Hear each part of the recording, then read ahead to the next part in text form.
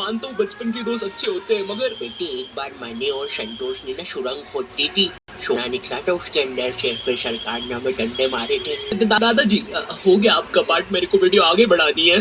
तो तुम्हें याद होगा हम सबको हिंदी में एक चैप्टर हुआ करता था, मेरा सच्चा मित्र। उस चैप्टर में वो मित्र को ऐसा दिखाया है, मेरा सच्चा मित्र मेरे सुख दुख में साथ दे, जरूरत पड़ने पर साथ दे। वो चैप्टर पढ़ के तुम अपने दोस्त की तरफ देखते हो और बोलते हो तू मेरा सच्चा मित्र है। एंड उसी मित्र के साथ 5 साल बाद तुम पानी पूरी के ठेले पे लड़ रहे होते हो, भाई खिला दे यार, सूखी पपड़ी तो है भाई, 1 रुपए की तो आएगी, चरका लग रहा ना मेरे को, खिला दे यार मीठी चटनी लगा के सूखी पपड़ी पे। अबे भाई क्या खिला दे सूखी पपड़ी, तेरे को 1-1 रुपए की सूखी पपड़ी खिला खिला के इधर देख मैं सूख चुका हूँ। हाँ, दिखा दी अपनी औकात, अपनी वाली दिखा दी, 1 रुपए की पपड़ी नहीं खिलाएगा भाई को, भैया चटनी डाल दो यार मुंह में थोड़ी सी। यही चीज मेरे साथ भी हुई थी, नहीं सूखी पपड़ी वाली नहीं, बचपन के दोस्त बदल जाना। 2019 आज से 3 साल नहीं 2 साल 3 साल पहले, उस टाइम मुझे पता चला कि अकेला होना कैसा लगता है। खुद को अपने रूम में बंद कर लेना, किसी से बात ना करना और पूरे टाइम अंधेरे में रहना, जैसे कोई नई प्रजाति का जीव हूँ मैं। अरे भाई लाइट बंद करो। वो ईमो बच्चे नहीं होते जिनके मुंह पे टैटू वैटू होते हैं। देखो मैं दुखी हूँ, मेरे रूम में कोई मत आना, पूरी दुनिया का दुख मेरे सीने में है। वैसे क्या आज मुझे 20 रुपए मिल सकते हैं, मुझे समोसा खाना है। तो अब तुम लोग के दिमाग में एक बात आ रही होगी कि ऐसा क्या हो गया था तेरे साथ, तो मैं सब बताऊंगा, बट पहले तुम ये सुनो। तो जब मैं इस वीडियो का स्क्रिप्ट लिख रहा था, ये बहुत ज्यादा सीरियस होते जा रही थी, काफी ज्यादा दुख, दर्द, पीड़ा, और मैं नहीं चाहता था तुम लोग कमेंट सेक्शन में मेरे लिए आंसू बहाओ।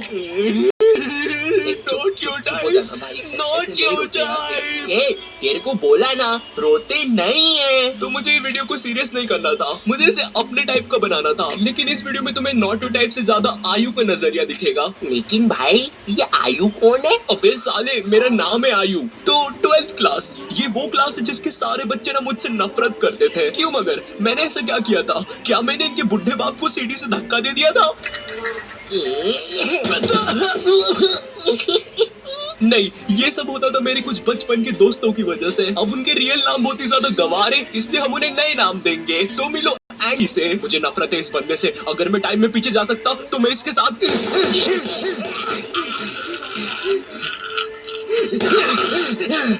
एंडी बहुत ही घमंडी बंदा था, इसे लगता था ये स्कूल में सबसे ज्यादा कूल है, सारी लड़कियां इसके पीछे है, जो कि बिल्कुल भी गलत था। इसकी एक गर्लफ्रेंड बनी थी, उसके लिए भी हमें शैतान को क्या पता कितने मासूम बच्चों की बलि चढ़ानी पड़ी थी। इसकी दोस्ती स्कूल के बाहर जो आवारा बच्चे थे उनसे भी थी, जो कि एज में हमसे बहुत ज्यादा बड़े थे, और इस बेवकूफ को उस बात का भी घमंड था। तेरे भाई के पास दोस्तों की कमी नहीं है। एंडी मेरी स्कूल में 4th क्लास में आया था, किसी गाँव से। मैं उसके गाँव का नाम तो भूल गया, बट नाम सुन के ऐसा लगता था वहाँ पे चिंपांजी और हाइना रहते हैं, क्योंकि एंडी की शक्ल भी चिंपांजी और हाइना जैसी थी।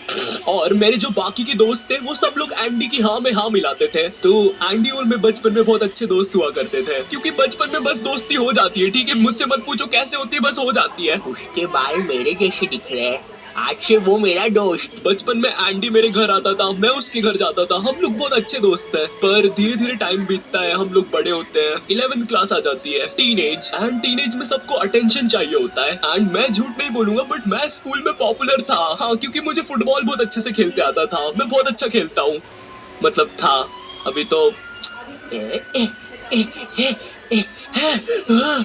अब मुझे तो स्कूल में अटेंशन मिल जाता था, मगर एंडी को नहीं मिलता था। एंड उसे इस बात से बहुत ज्यादा जलन होती थी, तो वो मुझसे बहुत बेकार तरीके से रहने लग गया था, मुझसे बात नहीं करता था। मुझे समझ नहीं आता था ये मेरे साथ ऐसा क्यों कर रहा है। उसकी जलन इतनी ज्यादा बढ़ गई थी, उसने मेरे बाकी दोस्तों को भी भड़का दिया था कि कोई मुझसे बात ना करे। वो चाहता था कि मैं भी उसकी हाँ में हाँ मिलाऊं बाकी बच्चों जैसे। हमारी बहुत ज्यादा लड़ाई होती थी इस बात पे, और एक पॉइंट पर उसकी जलन इतनी ज्यादा बढ़ गई थी, उसने पूरी क्लास को भड़का दिया था मेरे नाम से।